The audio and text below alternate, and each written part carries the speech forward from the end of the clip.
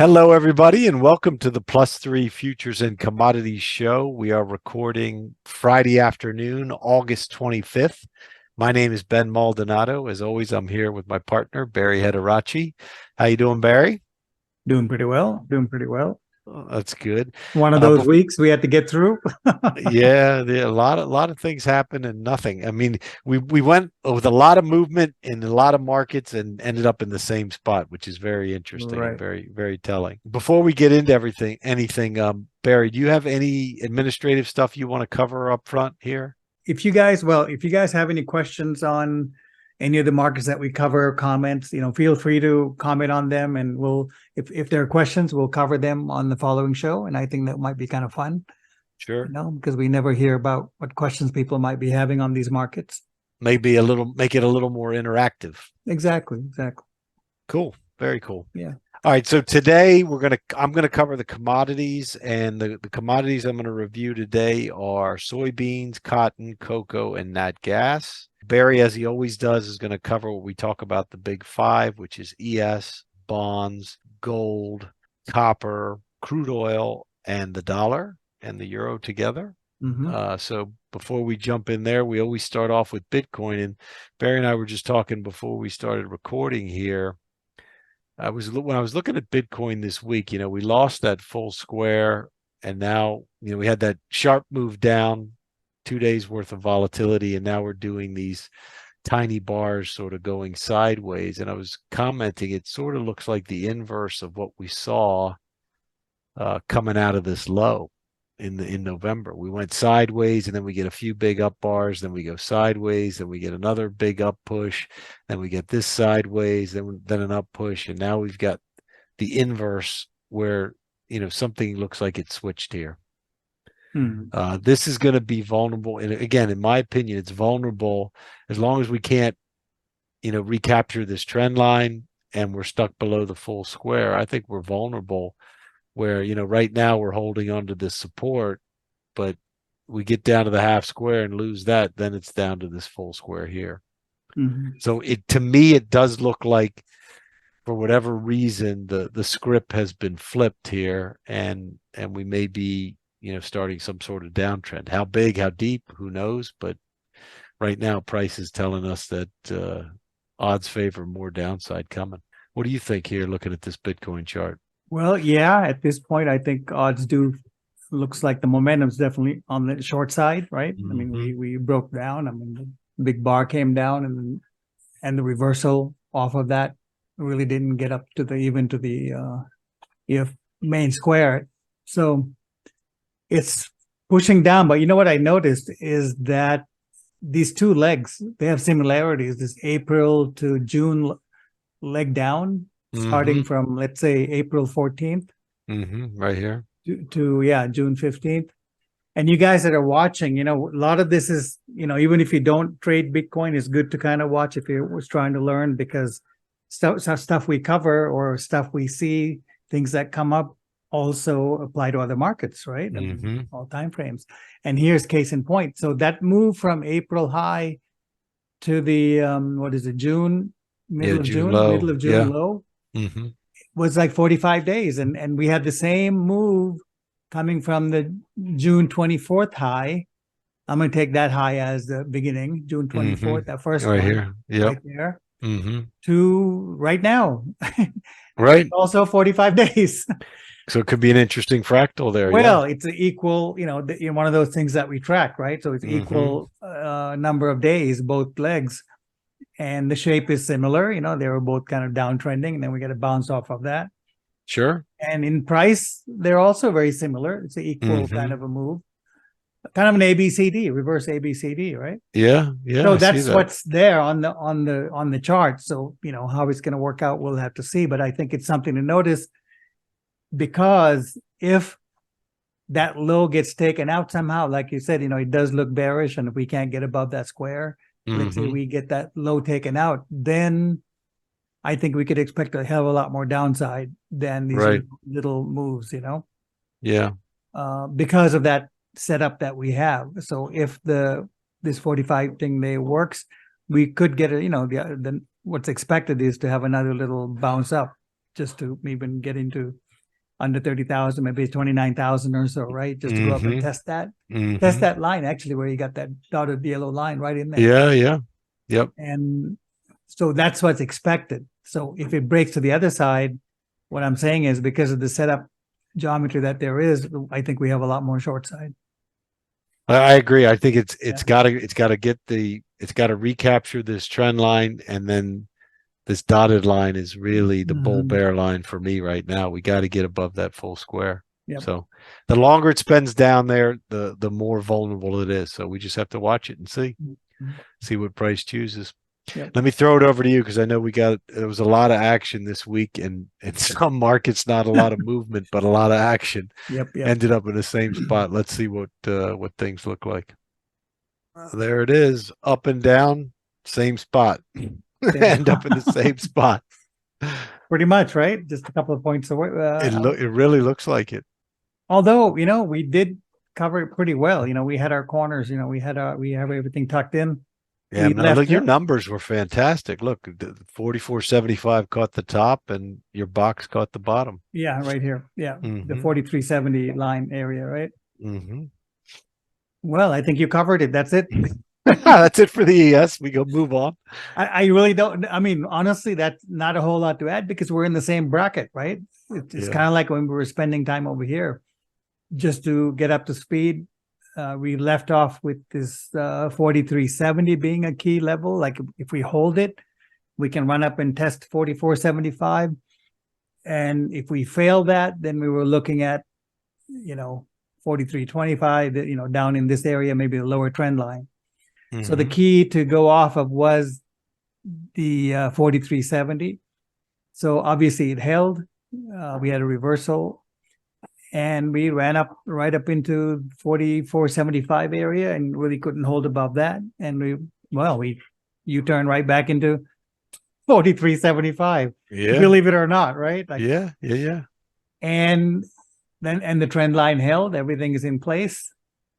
So I guess the big question is going to be, my goodness, where does that leave next week?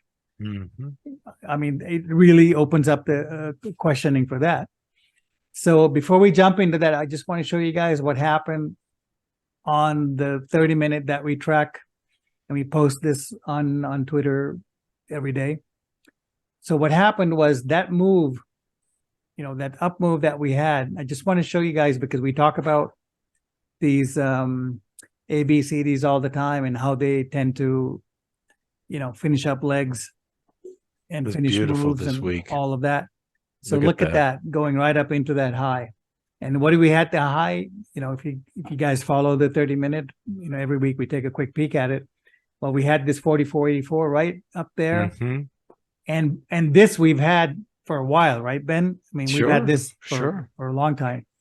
And isn't it interesting how when an ABCD ends up exactly at the right place, exactly where it's 144 down from the high, just so happens that the counter trend ends up in an ABCD. And by the way, so ABCD counter trends are like the perfect. I mean, that's where the whole Gartley thing was born, right? Just noticing these ABCDs. So it's a very powerful thing. And there is a Gartley here. If you take X, A, B, C, and there's a D. So the Gartley was there, obviously. And so when this combination comes together, we have a downtrend, we have a counter trend, an ABCD finishing it off, we have resistance. Also having square resistance coming from the high, you see what happens, right? We can say, oh, it was news, it was that, who got spooked and negative gamma and all of that, but usually this is what happens.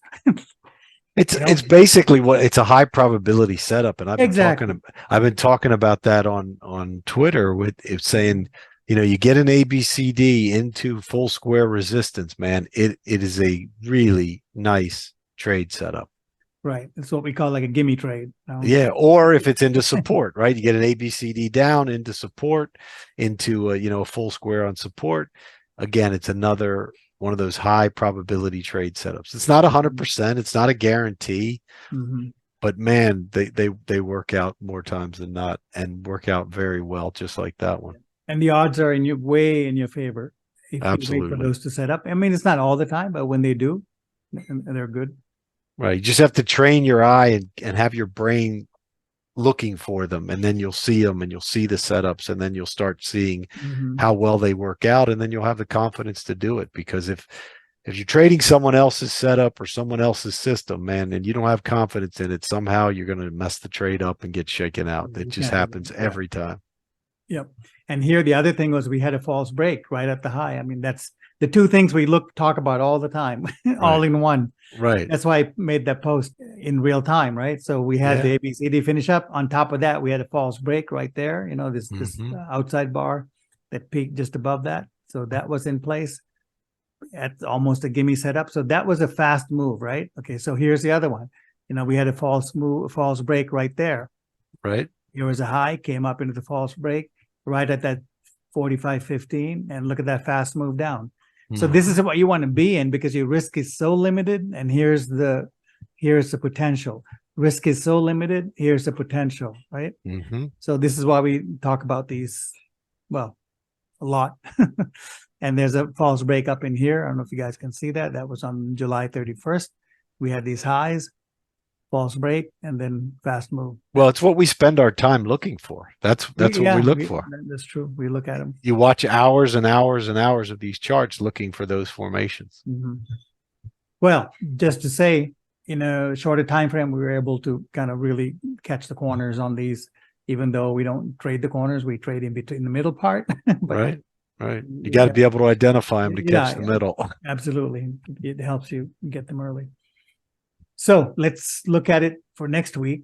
It's not that complicated, even though with all the news and the rates and the Fed and all of this, we'll just go by the book. We have a trend line under, it's holding. All right. We'll expect that to hold. We had 43.70 that we've been watching. It held the last time we were in this area. We got a nice rally off of it. And this time, you know, we had a false break over the last low, came up, higher low. Higher low. Yep. Higher low, exactly. And now we closed, I would say, well above 43.70.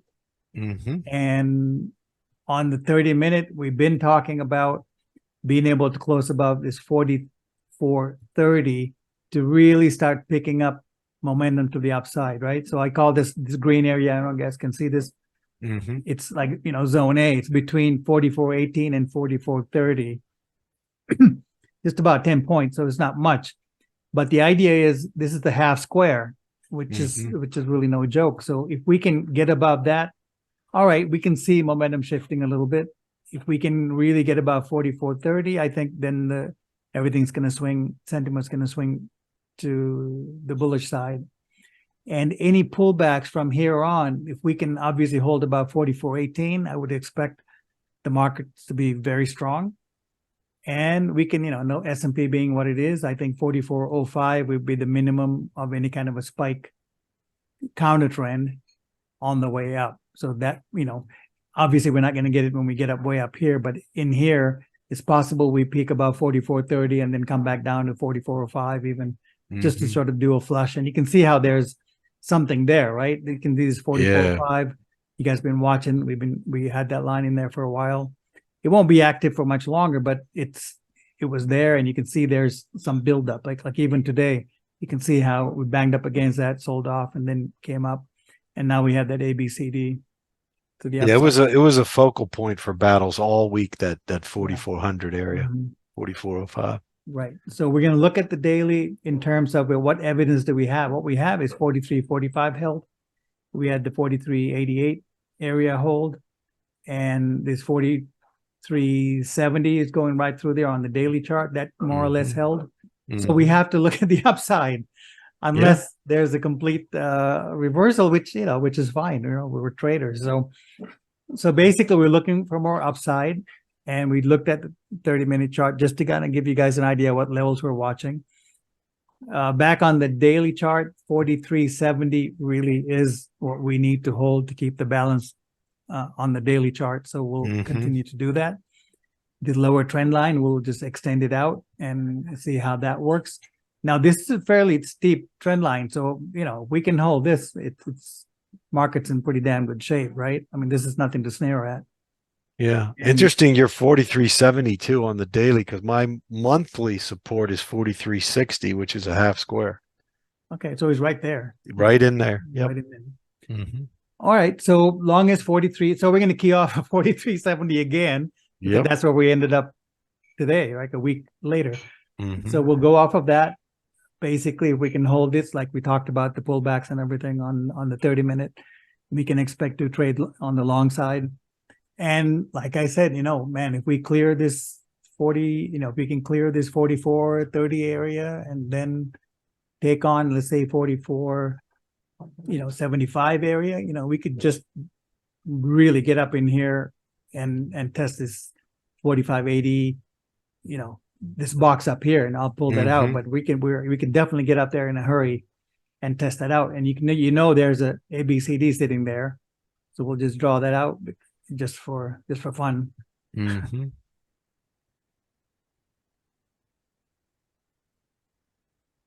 Well, that's not too far, but Still there. so that's 4,500. So basically, if we can clear 44.75 and get up in this area, and take that out. Now, if we take it out, we're definitely a slingshot up into the 45.80s, right? Yeah, into your 135 there. Mm-hmm. Mm-hmm. So keep an eye on those things. Anything you want to add to that? I think that's No, I think it's a great place to know the levels, right? Because if we're in looking at it, it looks like we're in just some little congestion zone, and you've defined the areas where things, one thing's more probable over another happening. So if you look at those numbers and you watch price interact with it, it gives you a really good read on what's most likely to happen. Mm-hmm. So now I could at this point say, let's go on to the weekly and take a look at that. Right. But I just want to remind you guys, because it looks like there's a lot of people watching, maybe not to trade all of it, but for educational purposes. So I just want to remind you, what's happened so far is you always want to remember we're coming from the October low, and we squared out pretty well at the high here in July. Yes. And we're still trading by the chart. So what do we have? Well, we did have the sell-off, fine. Now we're looking for where the next counter trend is going to go. And the reason I say the move up should hold this level and the other level that we talked about earlier is that's going to tell us how far this counter trend is going to go. Mm-hmm. Right? So what we're expecting is some kind of a lower high. But if the performance of the counter trend is very bullish, we're going to have to count on it squaring out again. These squares never end, as you can see, they're everywhere. Mm-hmm. So it doesn't mean, right. there's only one of them. But this one was pretty good because the 81-week thing on the weekly chart. Mm-hmm. So for now, since we're taking this week by week, we're looking keying off of 43.70. We're looking obviously a test of 44.75, 80 area, and then if the pullbacks can hold above, hold well above this area, then probably higher, up and test the 130, 135 up from the low. Mm-hmm. That would be perfectly normal movement. All right, let's move on to the weekly. So this is the 81-week cycle, mm-hmm. where the half cycle came in exactly at the low from the high, and two squares actually was the low back in 2020. So this entire square is humming. It's doing pretty well. Yeah. So what happens when you get a high to high and we have a low to high? Well, that usually ends up becoming a pretty good high. Yep. And my guess is we're waiting for this next counter trend to see, is it going to be one bar, 2 bar, 3 bar? And the fewer the bars, the stronger the move down, right? Mm-hmm. And that's kind of what we're looking at. We're only looking for the first one to deal with. So let's see what happens here. Now, the other thing to notice is we have an inside bar this week, which if you just look at this, man, that's just like bearish all over it. Yeah, it is. You know what I mean? Yeah. You got this high to high, low to high, and the first leg down. And only an inside bar. And an inside bar we leave for Friday. It's like, well, Jesus, so this is very bearish in terms of just if you look at the pattern. So what we want to look at next week, so we want to look at this week's high to see if we can get above this quarter of the square. And that's pretty much where the high came in. It was 44. Well, let's just take this week's high. That would be the best way to do it. 44, 85, 50. So 86. If we break to the upside and we close above the close, and if we can get the high, if we can get the low of next week above the close, that's very bullish. So I think we can then, in that case, we can expect maybe a couple of weeks even upside.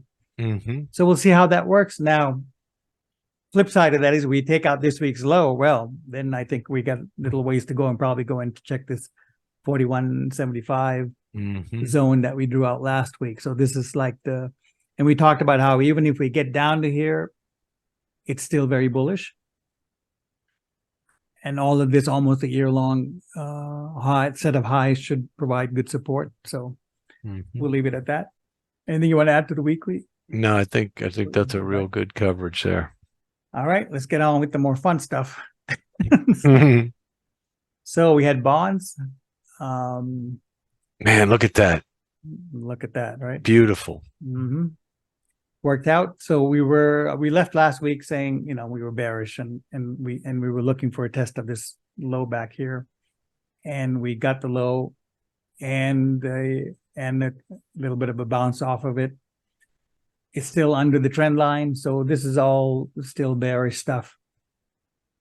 I mean, technically anything below 123 is really bearish. And you have to look at your lower time frames to get in on these if you're trading the lower time frames. Otherwise, daily wise, we have to wait for the next, if you're short up here, here's your first counter trend.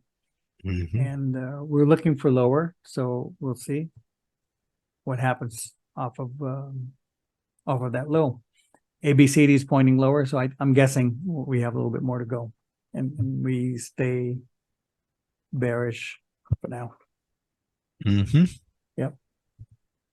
Looks like a relief bounce, basically, relief rally. Yeah, just a couple of days is normal. And bonds are always doing this kind of stuff. So, and here's, it's relief because, the real resistance really starts about, 123 right in there, right? 122, Man, look how you hit your expanding triangle bottom line perfectly. Yeah, we hit it last week and we just bounced hit it again. Off, right? Yeah.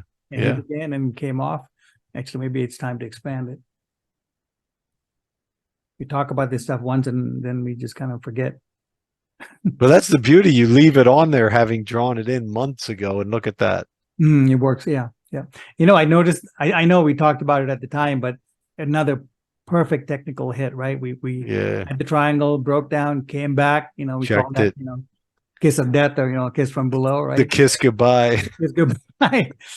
Tap exactly on the line. We had the 159 level right up in here, right? And look at that fast move, big ABCD down, boom. So that's what kind of ties into what we talked about in the S&P chart, right? We have the ABCD and we have square numbers, and it all kind of works out when it's lined up like that. All right, let's look at that's the daily. That was a weekly. Let's move on to crude, which had I would say easy week of resting, maybe. Yeah. It's in a good position. Why? Because we were able to hold above. We hold the half square. Yeah, the 78 and some change. Let's say 78 was really the number we talked about. We held above that. And well, this is very positive for crude.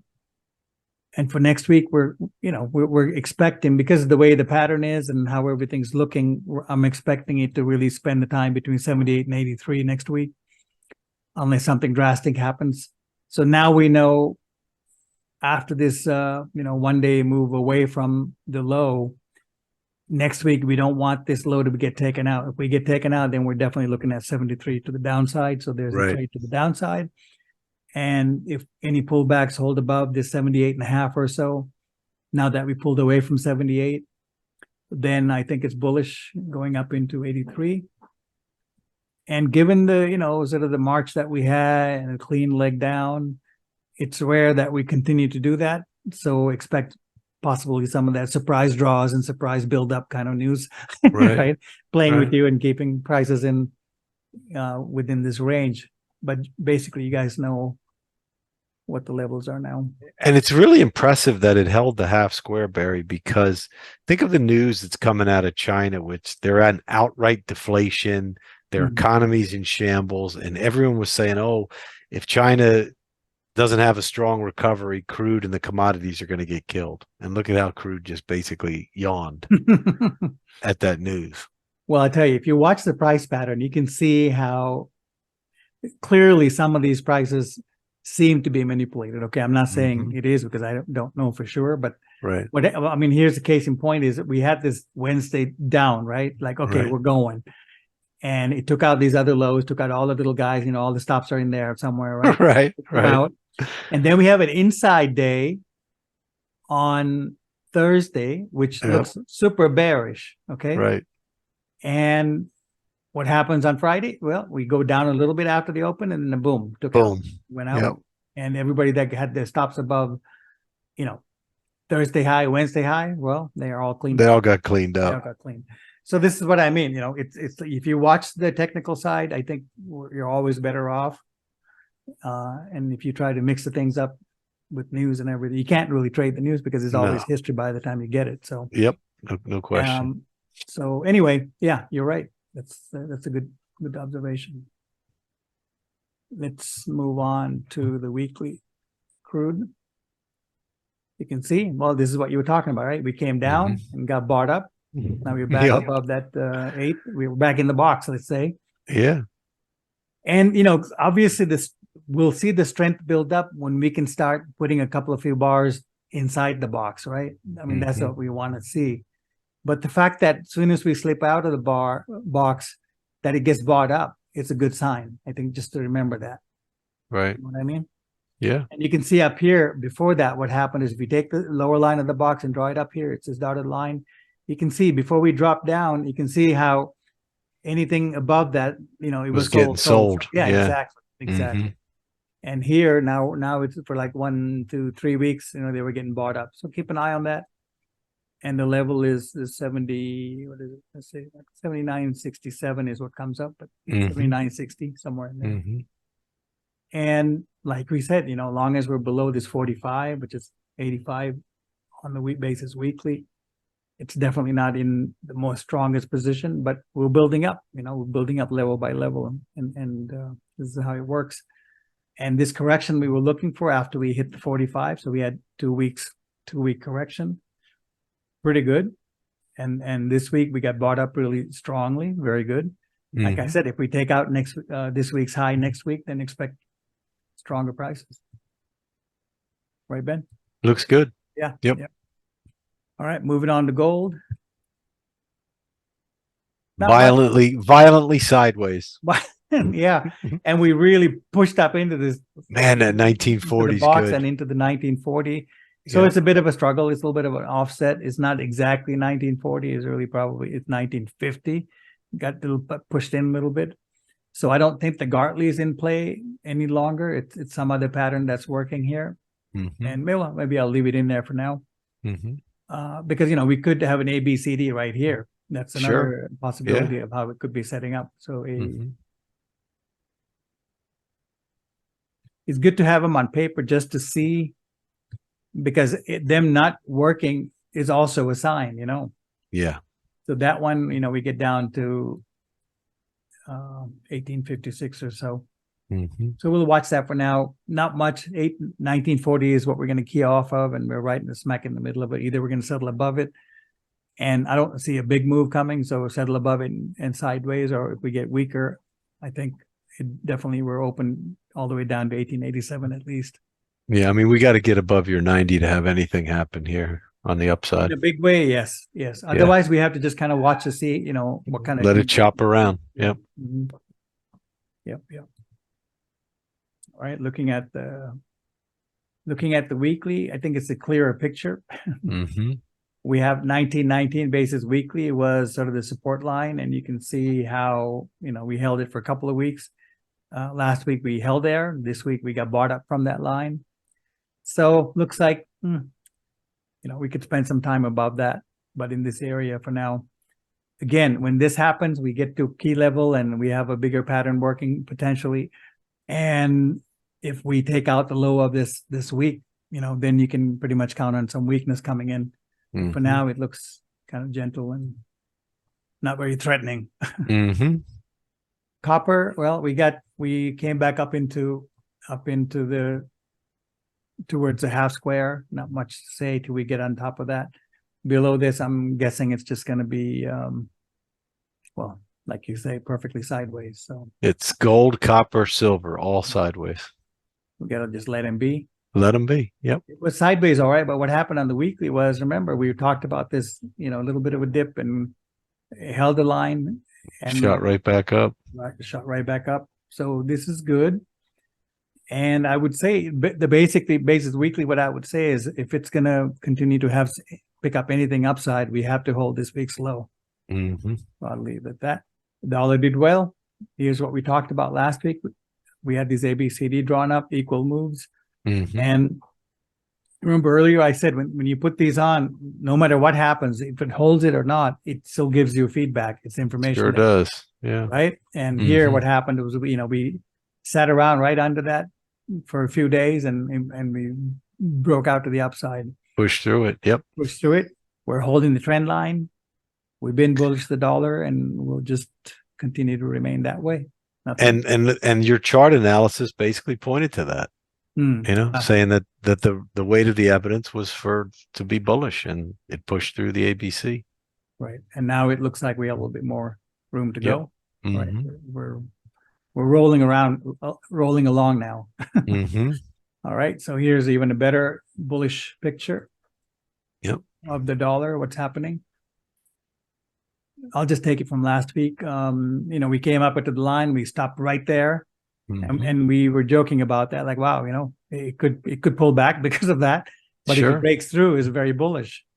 So here we are. It broke through and it is very bullish. So now I think the downtrend momentum is pretty much done, even on a weekly basis. So basis weekly, anything above 103 or so is okay, long as we hold above that on any pullbacks.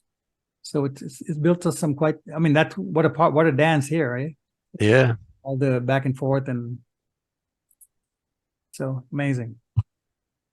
Let's cover what do we got left. Euro did beautifully this week. We had just like one counter trend right there, and we've been looking at the short side ever since we got under the square here, 144, and 108. Was sort of the target.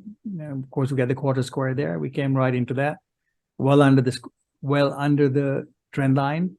And here's another example of an ABCD finishing up a leg. This leg. So everything's okay. Just a good setup, acting well technically. Yeah. So let's just say we're holding on to the short side. Weekly again. We did this. If you guys are watching, boy, this was good stuff. Finding this right away at the high, right? This equal move. Yeah. That gave us enough confidence to, just to stay on the short side. And there you go. Almost over a month of short side. And it's been pain-free. That's what you want. And when these corners come in well, they're pain-free. Usually. Yeah. You don't have to take heat, right? Because you catch the turn. Exactly.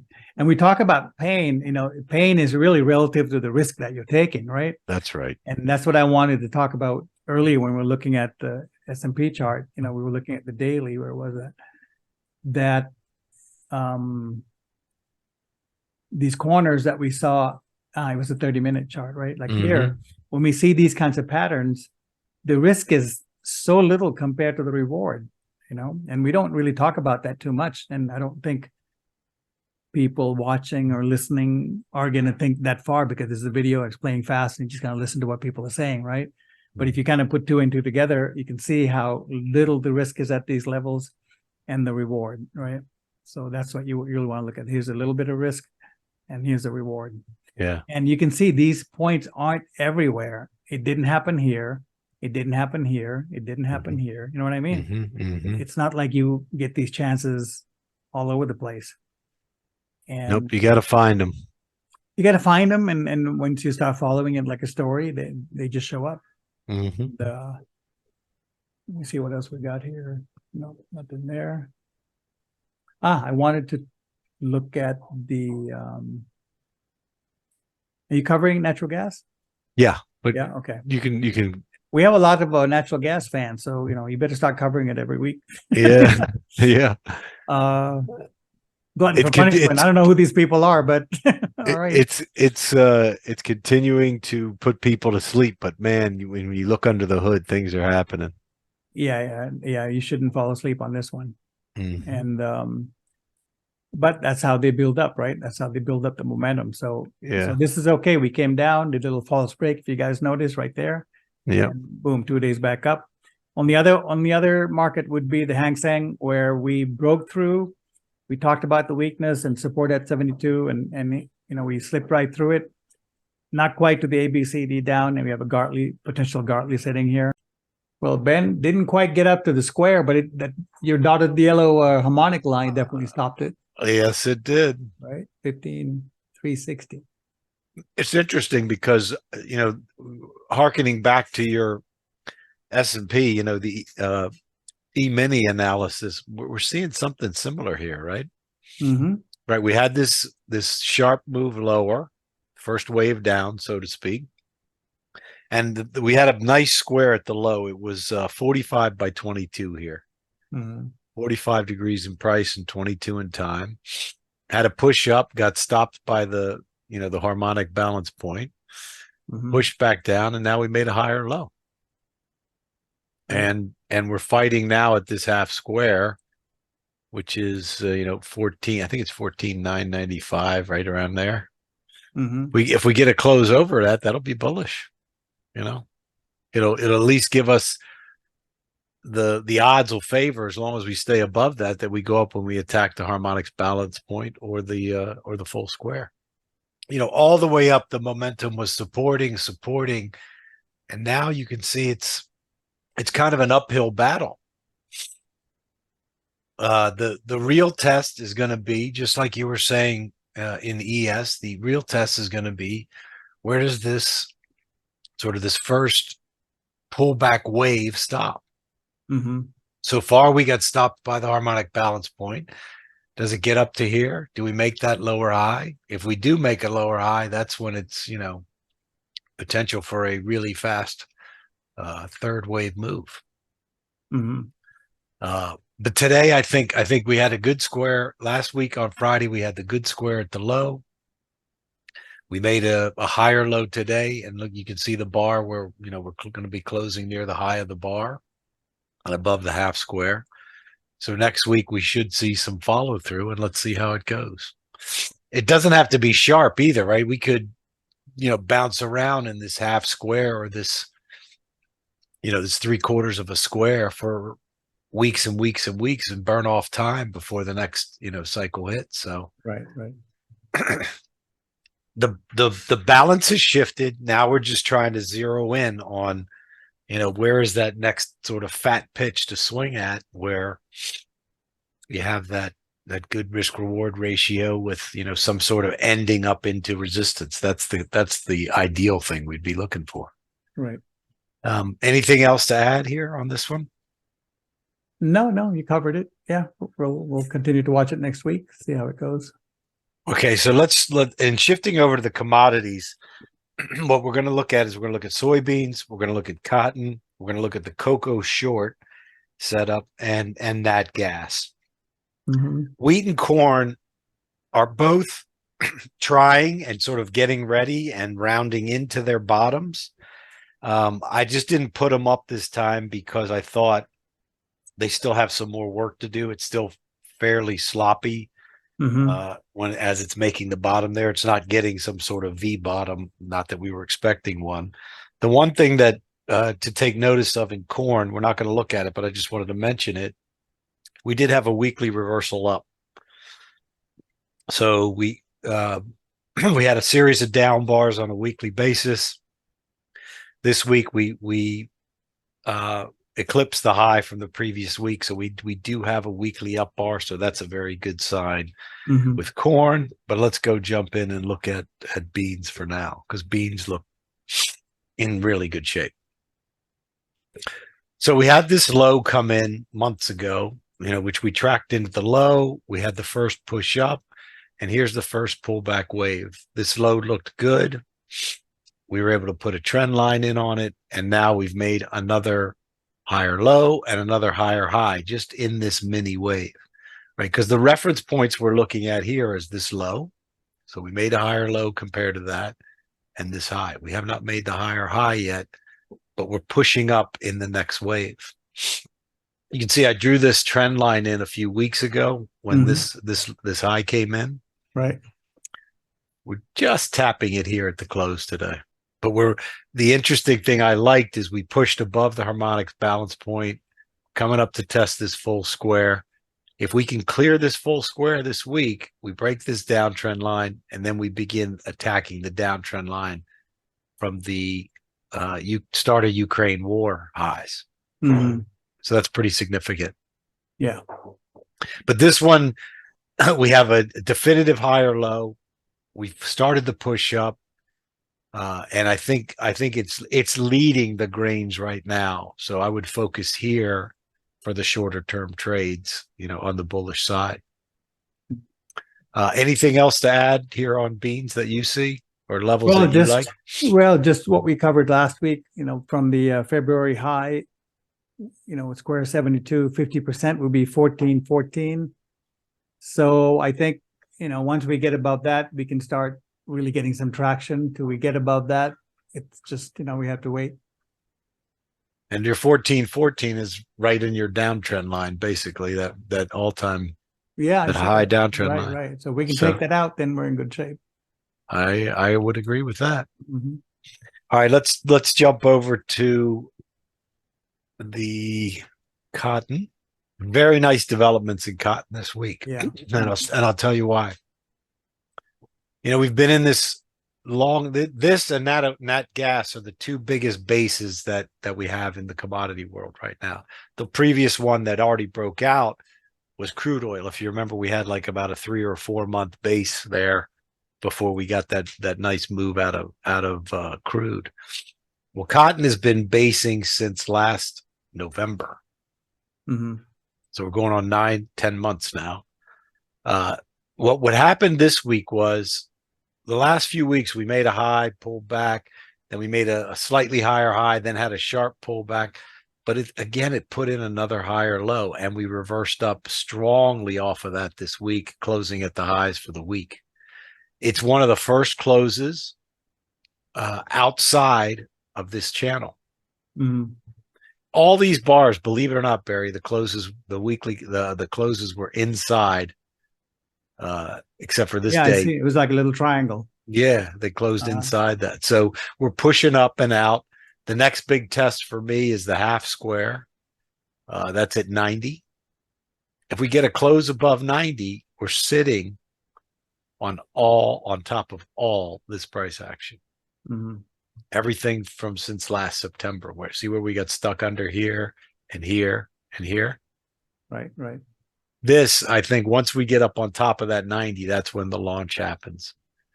But the angles are increasing, and that's always a sign of more momentum coming into it.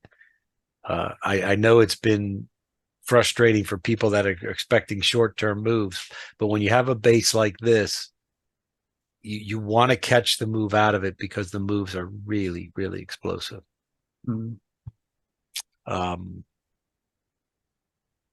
Everything else, the monthly and weekly, both closed outside of their triangles. So they're on bigger time frames, or breaking out of what again is a powerful formation that leads to pretty strong moves. What have you to say about cotton, Barrie? Well, I think cotton's going to be in good shape long as we can hold above your line, basically. That 84.30 area is really key. And I have like 86, but we're close enough. It's right in there. Yeah. If we can hold that, we're in good shape. So when we say hold that, we're talking about it holding on counter trends to hold above that, right? So, but it's important that we do that. We don't want to take out today's low. That's for sure. Because that would definitely kill the momentum. Yeah, and exactly. everything. The things about it is what with things like this, what you're trying to do is stack the evidence on one side, and things are beginning to mount up on the side of, hey, momentum's coming into this. It's making higher lows. We broke out of the channel. We're on top of the quarterly balance point. I mean, the evidence is building up that fast move is coming. And I don't think it's in the too distant future in this one, but we'll see. Let's go look at the one short setup that we have. Let's see what's happening with this one on the story here. So here's cocoa. Remember Barrie was talking about the false breaks and the fast moves in the ES and the currencies and other markets. Perfect example, right? Went up, made a high, pulled back, was vibrating around this full square, moved up peekaboo high, a little false break, made a little bit of higher high, and then boom, look at that move down. So here is the first pullback. So we've had the first pullback after that high. Look where we failed, right on the quarterly balance line. And now we're starting to roll over. We had a good move up today, so it's this may be a little more complex. It may not be a simple wave here, but as long as we, especially are under the quarterly balance line, but are under this full square, and not making a higher high above that, or failing to get above that, it's vulnerable. Right. There's no guarantee we're going to get a fast move, because maybe it just does an ABCD down. Let's see if it did an ABCD, where that would take us. Not a bad move into the full square. So that's your minimum thing. But if it can be a fast move, maybe it comes down to test this trend line and this support here, or maybe it comes down to test this support here. But it's in a vulnerable position, again, which is why I'm recommending it on a weekly and monthly basis. If you're interested, it has support at 33.94 and 34.09. So right about here. So essentially, if we take out the lows of these three bars, we lose monthly support and weekly support. So risk reward ratio is pretty good in this trade. And it looks to me as if there needs to be some sort of correction and pullback. How that manifests, we don't know. Worst case scenario, you get an ABC. Best case scenario, you pick up a fast move. Where are you on chocolate these days? If you take the high, not the false break high, but the first high, and you draw a trend line from that to the high that you have at 35.08, right there. Yep.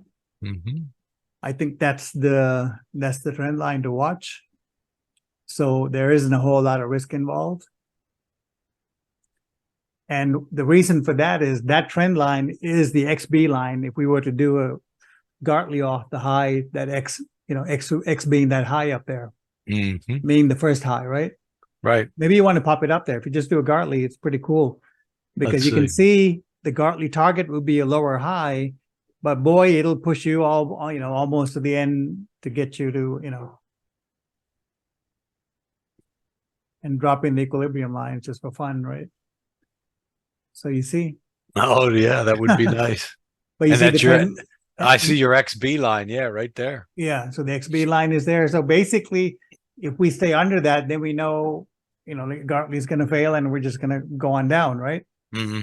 So today, for some reason, today's high and today's low is really important. So we'll watch it. Absolutely, boy. And we've seen, if you look at these Gartley patterns, what Barry's talking about is a lot of times we'll see they make this push to that XB line and they either fly through it or they fail. This is the key line. Right. Below it, it's bearish. Above it, it's bullish. Right. So we'll see how it plays out. But that's a good find. Mhm. And this All right. this is, Gartley is normally put in high, so this would be textbook if it happens that way. And in this case, if C gets taken out, we still have a shot. And if the Gartley fills out, well, then there's your shot there. So yeah, because C getting taken out here takes out weekly and monthly support. Yeah, they're gone. It's a big deal. Yep. All right, so let's go.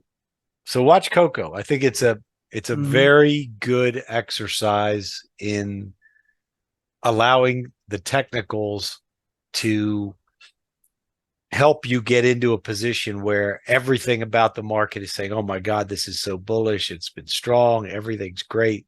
But the technicals are telling you everything's not perfect. And there's potential for a change. Let's go to natural gas. Now, why do I think natural gas is so important this week? Because it's cheap. It's cheap, but look at this trend line, Barry. This is a trend line from that major high we had last August, right? That spike high. Right. Today we closed over it. Mm-hmm. And we're pushing through it. And again, there's your harmonic balance point. Above that, another higher low this week. Mm-hmm. I mean, just look at it. Low, high, low, high, low. Take this high, low. To really get this thing going, we've got to clear this full square at 282. Right. We sit on top of that a lot like we were talking about in cotton. We're essentially sitting on top of the entire 6-month consolidation and sideways movement. But every time, to me, these bars are all sort of the putting people to sleep bars, right? You get the up move and then it pulls back. You get the up move and everybody's getting frustrated with this market. Oh, it's not going to go anywhere. Why are you wasting your time? Why are you looking at that? Well, that's just when these things fly. So I think this is important, breaking this trend line. Closing on top of the quarterly balance point, the harmonic balance point here is really important. And then the next marker that I think gets us off to the races is if we can clear and stay on top of this full square. To me, that'll be a sign the correction's over and we're moving into the next phase. Yeah. What other comments do you have on gas, Barry? Well, I think just to watch it. We got to watch these levels at this point. It's not the time to be, just ignoring it because it's quiet and backing and filling. I mean, this is the backing and filling process. And it's at the end of that they decide to take off, right? So that's right. So what we're watching is how that process is working, and it's good to watch it every week because we get to see, we get to see it developing, right? That's what this whole thing is. But I think we need to settle above 265. Well, you have 257, 265 is really my level. Once we can get above that, I think we're pretty good shape. Yeah. This is a good one. And this also brings up the topic that I mentioned last week that I wanted to talk about with you, and I'll give the screen over to you. A lot of traders, me included when I first started out, have trouble with moving back and forth between different time frames.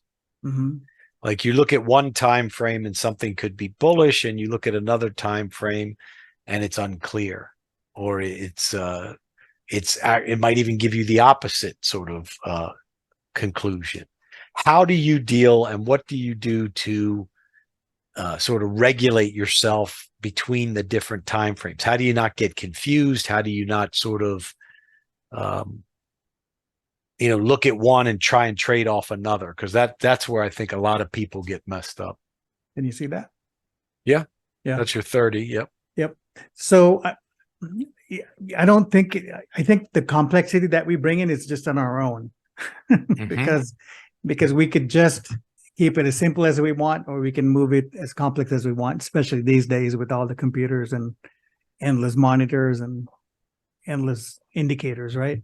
Right. So that's absolutely right. What I found is, and obviously everybody has a different take, they have a different perspective, they have a different way of analyzing what they're seeing. So all of that has to be taken into account. But I'm just sharing my take, and I think you do it in a similar way.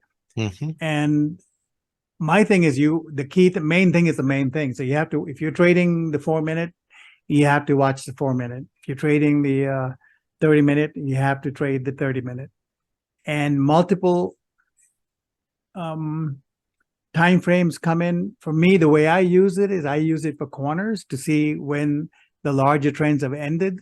So when we talk about the daily, we go to the daily chart and we look at how the daily chart came into a corner or some kind of a low or high, right? You take anything, we talk about levels last week, one of the weeks in here. So let's talk about us coming, let's take this low, for example, right?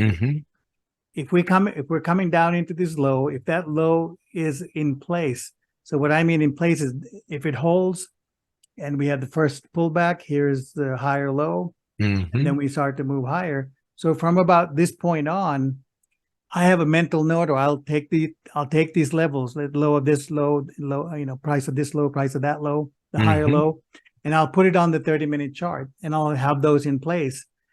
So I'm not trading it, but I know, hey, if that low gets taken out, the entire larger force, larger leg is turning one way or the other. So it's like a big gigantic ship changing in the ocean, right? And so you have to really watch that. So once I know we have a higher or low pegged, let's say we know this is pegged, meaning it's taking out levels to one side or the other, then I just focus on the 30-minute. That's it. I don't get jumbled up in anything else. Obviously, you're trading the lower time frame, not the higher one, and watching the lower one. You know what I mean? I mean, you can do that for entries, but I think that's a little bit, it's up to the trader how you use that. So, for example, but using the reverse way. Well, let me finish one first. The thing about, like, even here, if we know this low is halfway decent and we're watching the lower time frames, I have this low marked off, the 43, 45 area, as, hey, if that low goes, then everything shifts to the downside all over again. If it holds, then I'm just trading the long side setups on the 30-minute period. You keep it very simple. And when it gets up into the high, we have, in this case, 30-minute went right up into 44.84. And then you can quickly look at the daily and you can say, hey, we're coming up into resistance, right? We're coming. And the next day we flipped around, started coming down. By the time the big down leg came, for you to take advantage of that, we already knew what happened in the lower time frame. I mean, the one you're trading already set up, right? And the larger time frame is just giving you the stronger levels. So the daily levels would hold very, very strong. And when the dailies make corners, you just take the in-betweens. That's at the simplest level. That's what I do. I mean, it's really about watching the swings. And like, let's say we started with this. Once this low comes in, I'm watching the daily to make sure the levels are holding. So once we cleared, let's say this 40.38, I'm watching, making sure, any pullback on the daily. When we say pullback, you guys, what we're talking about is a pullback, meaning market goes one way and you're looking for the reversal. So here's the reversal, right? On this day, on the following day after the low, we have the high of the low bar gets taken out. So that's the reversal. You know what I mean? So long as these things are holding above key levels off the higher time frame, you can trade the lower time frame. There's not a problem. But I think the main thing is you can't try to jump into everything. You have to understand what each role of each time frame that you're watching. If it's a weekly, daily, and let's say the 4-hour and the 30-minute, I mean, that's a little bit too much. So let's say you're doing 4-hour, 30-minute daily, which is kind of what I do.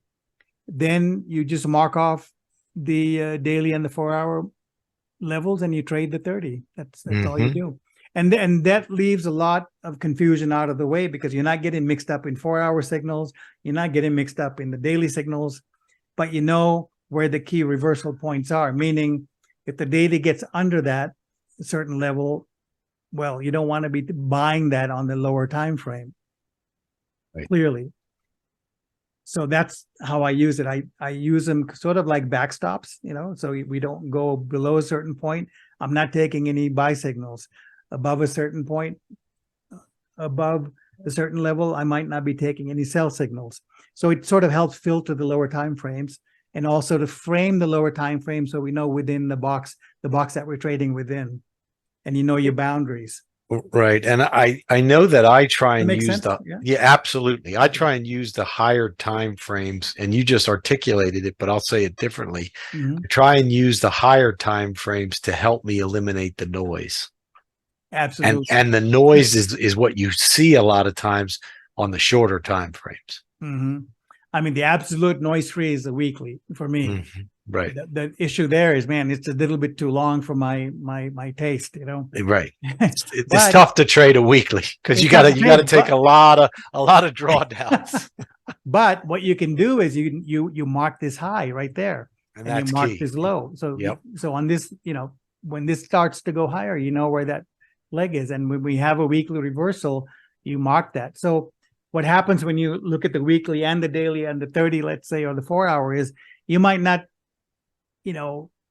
interact with the weekly price levels that much because the price just moves away and you don't have anything there.